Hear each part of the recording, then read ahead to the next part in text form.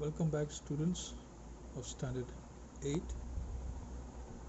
Today we are going to discuss a new chapter number 4, that is program coding.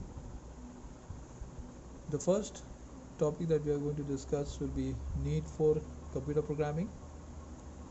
Then we'll discuss about introduction to Java, a programming language, and if time permits, we will discuss about the basic features of Java. Otherwise, we will continue in the next video. So before we move into need for computer programming, you must understand that what is a language. A language basically means a medium of communication, like English language. In earlier days, at the time of civilization, the first generation of civilization, where man started using sign language, and that's how they used to understand each other. But gradually what happened, with a series of developments, the language became more of a, in terms of words and expressions that could be easily identified in terms of words. And today we know that we have a dictionary for English language. In case of any word that we are unable to understand, we will refer to the dictionary or we will refer to the Google. Okay, through the net we are able to understand the meaning of particular words. So, but then what happens is, through the language, you are able to establish communication among the people. So, computer is a machine that understands a specific language, right? And that is expressed in terms of zeros and ones, or we call it as a binary language. So when the user tries to interact with the computer, what he does is he writes codes, okay, based on a specific language. So when he writes codes, these codes, a set of codes or instructions, are known as programs. So the user interacts with the system by using the programs. So once the program, through the program, the user is able to, make the work or the job done through the computer. But these programs are made using certain languages, because these are the codes through which the user is able to interact with the system. So they are made using certain languages. So the languages which which makes the user interact with the system are known as computer languages or programming languages. Okay, just like the generation of computers, we also had the generation of programming languages. There were series of generations, just like the computer. The first generation was, or rather had, machine languages. So during the first generation of computers, okay, in the first generation language was used, and this first generation of language were basically written in binary language, in terms of zeros and ones. They had a lot of disadvantage. Okay. Then came the second generation of language. In the second generation of language, it was the assembly language that was used to communicate with the system. Then came the third generation language. In the third generation of language, we had Fortran, COBOL. These are the languages that were used. Pascal. Okay, BASIC. Then we moved on to the fourth generation language. In the fourth generation language, where we have C, C++, Java, these were introduced gradually. And in the fifth generation language, like the today's language, we have the artificial intelligence. So we are using the structured query language, SQL, in the fifth generation of the language. So this is how what happened. There were series of languages that came into existence and that is what we call it as a language, what we call a generation of programming languages. Okay. So now we move on to the next one, that is the need for computer programming. Why do we need? Okay. Why it is the computer programming is essential? First of all, it regulates the functioning of computer hardware, software components. As we say, you might have heard that hardware and software are complementary to each other. So it is, it is with the usage of this language, the operating system that we make, it is basically made through the languages. Okay, using the language we are able to make what you call operating system. We are able to make what you call application softwares.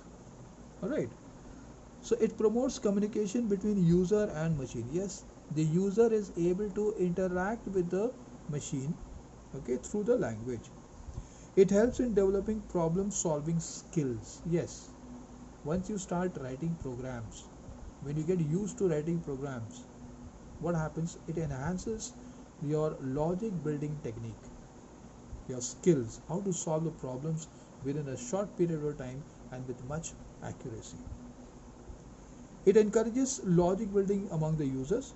Yes, you can, how it enhances your logic building technique, as I said just now. Then it empowers the capability towards error detection and correction. Yes, it helps you to understand what is the mistake that has gone that has occurred in the program, and how you can what you call you can check as well as correct those mistakes. It increases the confidence level of the user to solve problems. Yes, once you get habituated, once you get used to solving the problems, then what happens? It becomes very easy for you. It builds up your confidence level and it helps you to solve the problems. Okay, it enables you to solve the problems. So in anything, what happens when you write a program, that's why what happens is, when you are writing the programs, you have to be, that is the more you write the program, the more you become confident. It helps in understanding computers and also gaining knowledge. Obviously, the more, as I said, the more program that you make, a lot of logic is required, and the more logic is required over there, the more logic that you give, you work hard for the logic building. In such cases, what happens is you are able to, okay, you are able to what you call understand the computers, and you are able to get a lot of knowledge. You enhances your knowledge capability. All right. So that's why there are many programming languages which what you call you can develop, okay, programming codes to perform various tasks. Like you have to be, earlier we used to use BASIC, to now GW, QBasic, all these are there, but now we do not have that. Straight away, whatever you will be doing, you will be writing programs in, that is using Java. Okay. Then the next topic. So I hope you have understood the need, why computer programming is required. Alright. So it promotes the communication between users and machines. It regulates the functioning of the computer hardware and software. It helps in developing problem solving skill. It encourages logic building, and it empowers the capability towards what you call error detection and correction as well. And it increases your confidence level in solving the problem, and it helps in understanding computer and also gaining knowledge. Then we move on to the next one, that is introduction to Java. So some of the programming languages that we have, you have like a Java, COBOL was this thing, the Fortran was also a programming language, C, C++, of course we have Java. Now another one is we have a Visual Basic, we have Python also. Okay, there's a programming language called Python. The syntax is different, but as you know, the logic is same, just like Java, and it's easier than Java there in fact. So introduction to Java, when we talk about this one, we know that Java is a what you call is an object-oriented programming language. So remember, just like C++, not C, C++, Java is also an object-oriented programming language. Okay, it was primarily developed by James Gosling, okay, and his colleague at the Sun Microsystem in USA. It was in the year that is 1991. Okay, in the year 1991, James Gosling, along with his associates, got so much fascinated by what you call the tree near his office. That is, the name of the tree was oak. And so what he did was, he gave the name to that programming language what he developed as oak. Therefore, Java was initially known as oak, O-A-K. It was later on, because of its popularity, okay, and so what happened, it became very popular, especially, and it started gaining wide acceptance, especially in the Southeast Asian countries. Okay, so because of its very simple features, we'll be discussing the features later. Because of its simple features, simple codes, that's the reason that Java gained its acceptance worldwide. And so what happened was, the one which was earlier known as oak, so the oak as a programming language, it was renamed as Java. Now the meaning of Java is, it is believed that the meaning of Java is, it is a cup of hot tea. That's the reason that you have a symbol for Java, as there's a cup is there, there's a saucer, and you find the vapor rising. So the meaning of Java is a cup of hot tea. So please remember, Java was initially known as oak.